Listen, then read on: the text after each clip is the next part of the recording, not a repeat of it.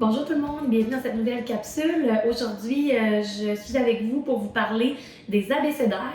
Donc, vous avez des exemples ici. Je vais vous en parler un peu rapidement de chaque. En fait, parce que je vais vous en montrer de différentes sortes. Alors, je vais commencer avec deux qui sont épuisés.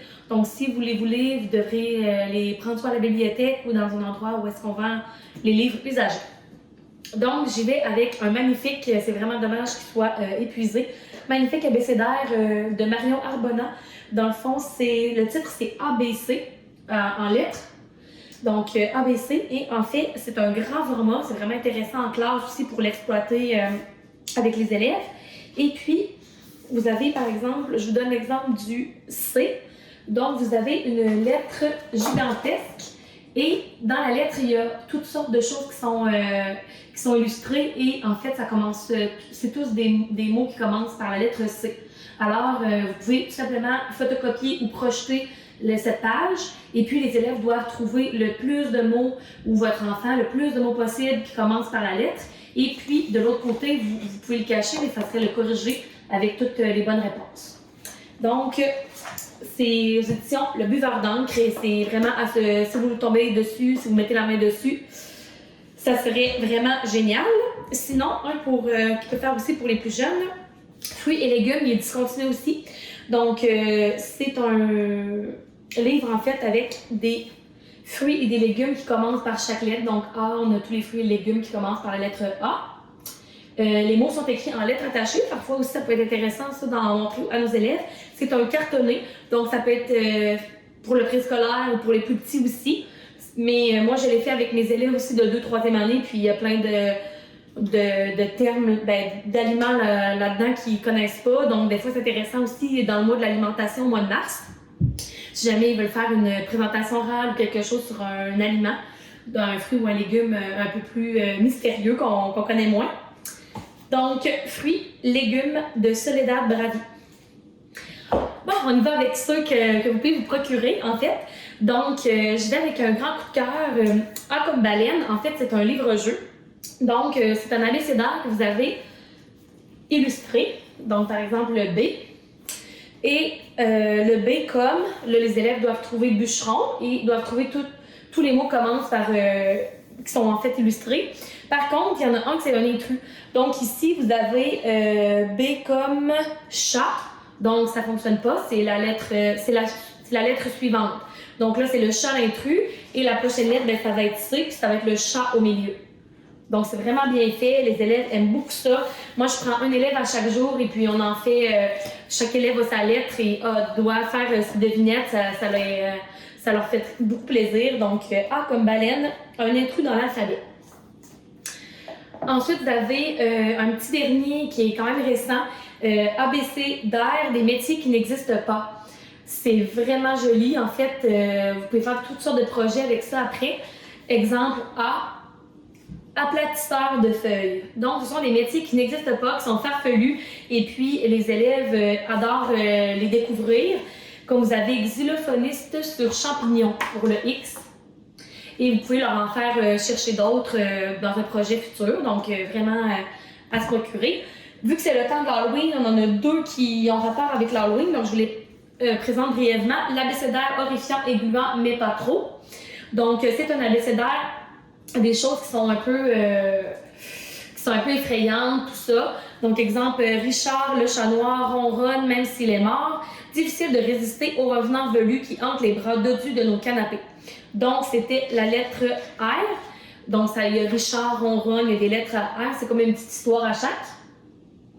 Et vous allez trouver des personnages différents un peu par rapport aussi que ça peut être en lien avec l'Halloween. Et vous avez l'abécédaire des monstres qui sont des monstres imaginaires mais qui sont vraiment attachants. C'est pas vraiment effrayant. Donc, c'est des monstres farfelus qui n'existent pas, qui ont des noms aussi farfelus, qui commencent par la lettre dans l'abécédaire, c'est classé par le nom du monstre. Et vous avez tout ce qui caractérise le monstre un peu que vous devez lire. Donc, vous pouvez en faire un par jour, c'est ça qui est bien avec un abécédaire, ou vous pouvez tous les lire d'un coup, comme cela vous dit. Donc, on a ici l'abécédaire des monstres. Je vais y aller avec les grands formats. Donc, deux grands formats ici qui sont des coups de cœur. Il était 26 fois et ABC Bête d'Olivier Talek, peut-être que vous connaissez bien. Donc, dans Il était 26 fois, ce sont des animaux comme Jean-Jacques le jaguar. Donc, ce sont des animaux qu'on connaît avec une histoire et leur nom de l'animal commence par la lettre aussi qu'on cherche dans l'abécédaire. Les images sont magnifiques et le grand format, c'est bien aussi en classe. ABC Bête, vous avez aussi des animaux, mais c'est pas leur prénom. Donc, c'est vraiment le kangourou en képi et kimono klaxonne sur des kilomètres de ketchup. Donc, c'est farfelu, les élèves rigolent et puis on peut leur faire deviner aussi qu'est-ce que dans l'image qui commence par la lettre que l'on présente. Alors, pour les derniers, ce sont quand même des formats, j'en ai plusieurs. L'abécédaire à croquer, en fait, c'est tout ce qui a rapport avec le loup. Donc, si vous faites la thématique du loup, par exemple, au préscolaire, je pense, vous pouvez y aller donc avec cet abécédaire-là qui est magnifiquement illustré. Vous avez exemple D comme dents, E comme exercice, et puis ça a tout ce rapport avec le loup. C'est vraiment génial. Vous avez l'alphabet à croquer de Lion. Lion, lui, veut pas de légumes, pas de fruits. Fait qu'on lui présente des lettres qui commencent par des lettres en fait d'un fruit ou d'un légume. Puis là, il dit beurre qui veut pas ça, puis il dit qu'est-ce qu'il voudrait manger. C'est plus du gibier puis des animaux, de la viande. Donc, exemple, K comme kiwi, elle dit qu'elle aime pas les kiwis, tout ça, puis il est rigolo. Alors, ça, c'est l'alphabet à croquer de Lion. Vous avez l'abécédaire pas comme les autres. Donc, c'est des petites bulles, comme un peu à la bande dessinée, qui sont rigolotes. Eugène, je suis épris d'une étoile éblouissante qui s'appelle Eugénie. Donc, c'était le E. Donc, vous avez des personnages farfelus à découvrir à chaque page. C'est bien. Vous avez l'abécédaire d'un zoo sans frontières, qui en fait, on nous présente des animaux peu connus. Donc, par exemple, vous avez, il y en a qui sont connus, mais comme le W, le Wallaroo, on les connaît pas vraiment. C'est vraiment intéressant. On apprend des choses, en fait, sur les animaux. Le U, c'est le Uno, qui ressemble étrangement à un paresseux, qu'on connaît moins un petit peu. Donc, on a aussi des caractéristiques qui sont décrites dans les textes. Et les deux derniers, mais non les moindres, si vous ne les connaissez pas, c'est vraiment des must à avoir en classe. Donc, sans le A, qui est l'anti-abécédaire. En fait, moi, j'ai le petit format, mais je vous le mets dans le vidéo. En dessous de vidéo, je vous mets le gros format. Vous avez, exemple, sans le D, mon dentier n'est pas entier.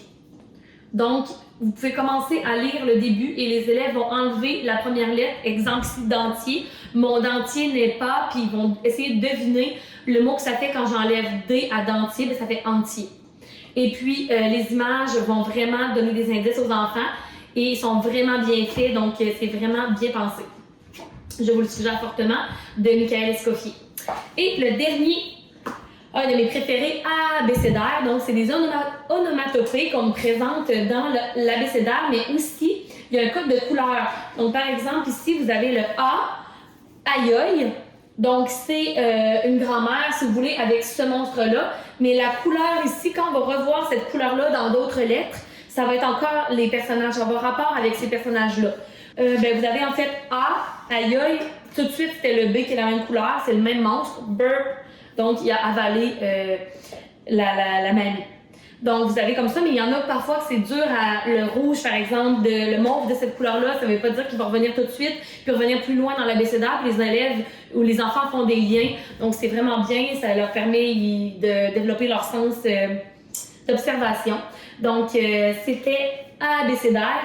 Et c'était ma dernière suggestion. Je sais que les fêtes s'en viennent bientôt et que vous avez hâte d'avoir des suggestions pour Noël.